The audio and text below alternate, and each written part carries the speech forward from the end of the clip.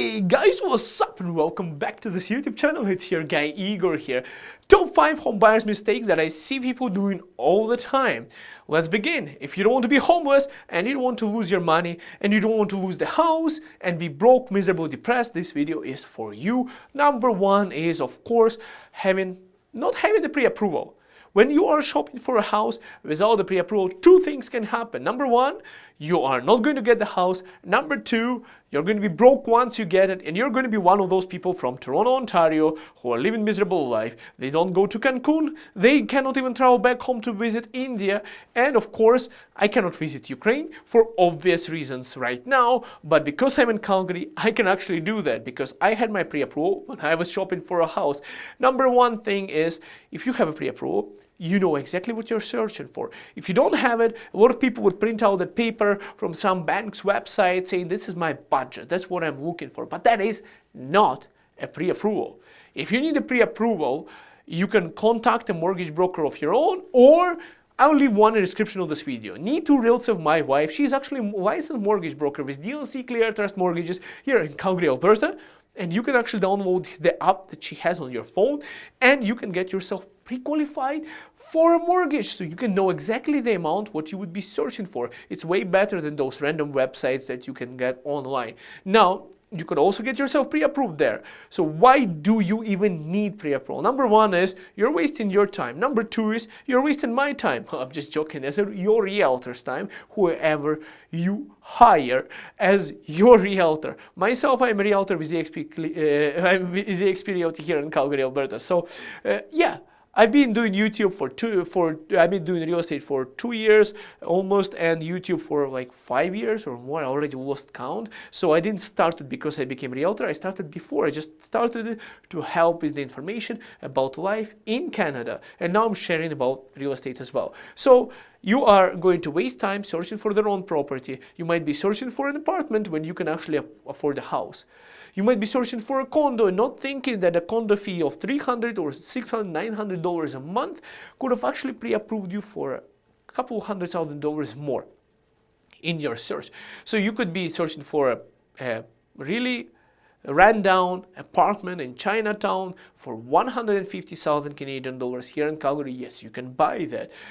Or you could be actually searching for a townhouse, let's say in Quarry Park, that is built there just like this year, new, coming out. So that's the option. Or you could actually own a house with the land, like the square on the map that belongs to you alone. And of course, the government has some rights to it, but it's your spot on the map. How awesome is that?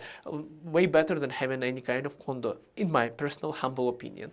And of course, you wouldn't know that if you don't have pre-approval, or you could be wasting your time looking at houses for $1 million, but you can actually get $500,000.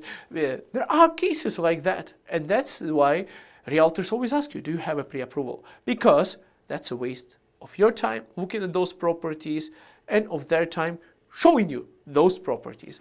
Now, number 2 is have your savings ready. Not having your savings ready can lead to one thing is, well, if you don't have the savings ready, you might not be able to get it on time, so you'd lose the property. If you got your offer accepted for a house and you don't have your savings on your bank account, you might have to keep them there for 3 months before you can use it. Talk to your mortgage broker about it, or there is one in the description of this video. So talk to a mortgage broker because you might need to keep it there. Your money back in Ukraine, that's where I'm from originally, or in India, in your real estate, or an offshore bank account on the company that you have, might have to be here in Canada and ready for you. So if you don't have it, you might not get your mortgage, you're going to lose the property and you just lost the house that you liked, and you have to shop for another one because they might not even consider your other offers because you didn't have the money at first place. Another part about it is not having a timeline. How fast or how slow can you buy a house? Come on, okay, I'll be honest with you. If you have cash, we can make it happen in 2 weeks. We can make it happen.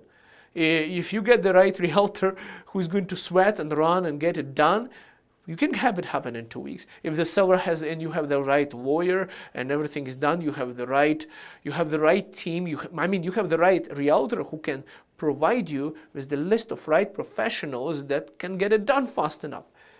Can it be done? Absolutely.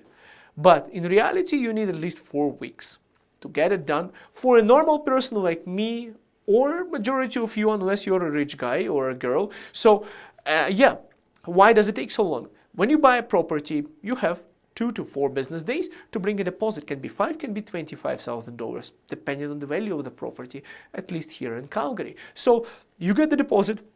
Now you have financial inspection and condo docs. 3 conditions. If it's a conditional, if you need a mortgage, I recommend having conditions in there. So in case you don't get your mortgage, you don't lose your deposit. This is for you to get your deposit. It takes a savvy mortgage broker 1 week or 1.5 to get you approved with the lenders and all things like that, with all the complications. Should take around 2 weeks.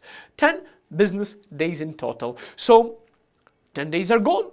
Now, once all of your conditions are met, you inspected the property with the licensed home inspector, you have somebody reviewed your condo docs, you have your financing approved, 2 weeks are gone already. Now that money has to come to your lawyer from the bank. So after the 2 weeks, you need to find a lawyer. Many lawyers are not going to take without a 5-day notice, 5 business days, which is a week. If you need it faster, they will charge you more money, they'll get it done faster, but normally another 1 week. It takes a lender at least 3 business days to transfer the money, and your lawyer has to have that money 3 days before it transferred there. So in short, you need 4 weeks in average to buy a house. A little bit more, a little bit less is still fine. Sometimes more is better than less. So how long to buy a house is 4 weeks, 2 months. If it's a pre-construction, new build can take 2 years.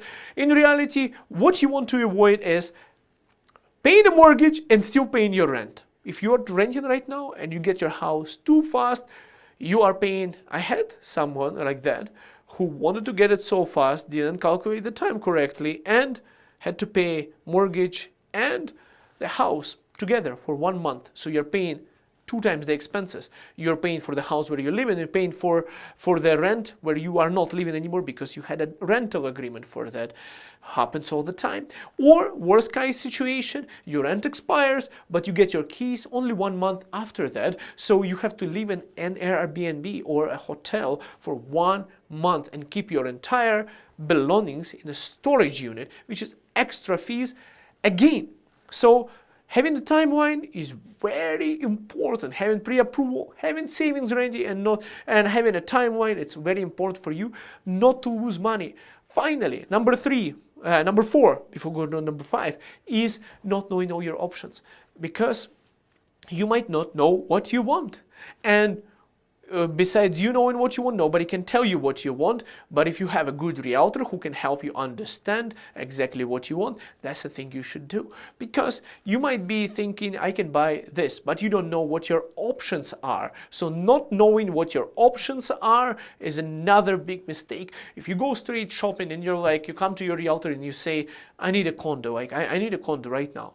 I want to buy a condo, it has to be new, it has to be, let's say, in a walking distance from a train station, LRT, or something like that, let's go shopping. That's it. But in reality, you could have missed out potentially instead of buying a condo like that, you could have purchased a townhouse, you could actually own a house, you can actually have an investment property, you can actually live in a house like I do right now and have the basement pay for your mortgage. That's what I'm doing right now. I have an Airbnb in a basement. How about that? Did you even know this kind of option existed before you watched this video?